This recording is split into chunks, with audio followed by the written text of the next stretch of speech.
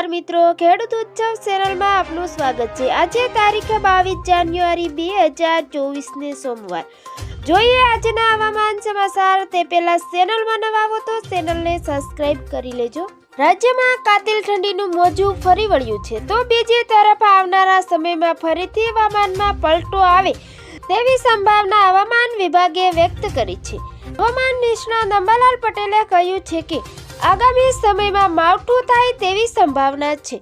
ભૂમધ્ય સાગરમાં ફરી ચક્રવાત સર્જાશે અને તેના કારણે વેસ્ટર્ન ડિસ્ટર્બન્સની અસરથી કમોસમી વરસાદ આવી શકે છે।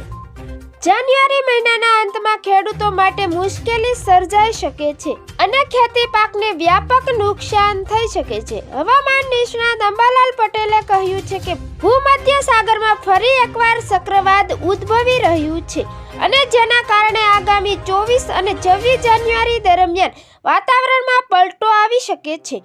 હાલમાં ઉત્તર પશ્ચિમના પવનો ફૂંકાતા ઠંડીનું પ્રમાણ વધ્યું છે। તેમણે કહ્યું છે કે 24મીએ રાજ્યના મોટાભાગના વિસ્તારોમાં વાતાવરણમાં પલટો આવશે, કમોસમી વરસાદ પડી શકે છે।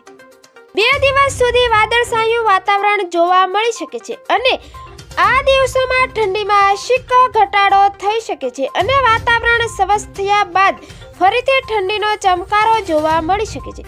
તેમણે કહ્યું છે કે ચાલુ વર્ષે ઉનાળાની શરૂઆત પણ ઝડપથી થઈ શકે છે અને ફેબ્રુઆરીના બીજા સપ્તાહથી ગરમીનો પારો ઊંચકાઈ જશે અને કાળઝાળ ગરમી અનુભવાશે। કમોસમી વરસાદની આગાહીને લઈ ખેડૂતોમાં ચિંતાનું મોજું ફરી વળશે અને જીરુથી લઈ વરિયાળી, રાયડો, શાકભાજી, ચણા સહિતના પાકોને નુકસાન થઈ શકે છે। તો આજે ઠંડીનું તાપમાન યથાવત રહે તેવી સંભાવના છે। આજે અમદાવાદ, અમરેલી, છોટાઉદેપુર, જૂનાગઢ, કચ્છ, મોરબી, નર્મદા, સુરેન્દ્રનગર સહિતના જિલ્લાઓમાં 13 ડિગ્રી ન્યૂનતમ તાપમાન રહે તેવી સંભાવના છે। તેમજ બનાસકાંઠા, દાહોદ, મહીસાગર, મહેસાણા, પાટણ, સાબરકાંઠા સહિતના જિલ્લાઓમાં 11 ડિગ્રી ન્યૂનતમ તાપમાન રહે તેવી સંભાવના છે। તો સુરત અને વલસાડમાં 17 ડિગ્રી તાપમાન રહે તેવી સંભાવના છે। તો ખેડા, ગાંધીનગર, આણંદ, અરવલ્લી સહિતના જિલ્લાઓમાં 12 ડિગ્રી ન્યૂનતમ તાપમાન રહે તેવી સંભાવના છે। તો મિત્રો, ફરી મળીશું નવી અપડેટમાં। જોતા રહેજો ખેડૂત ઉત્સવ ચેનલ।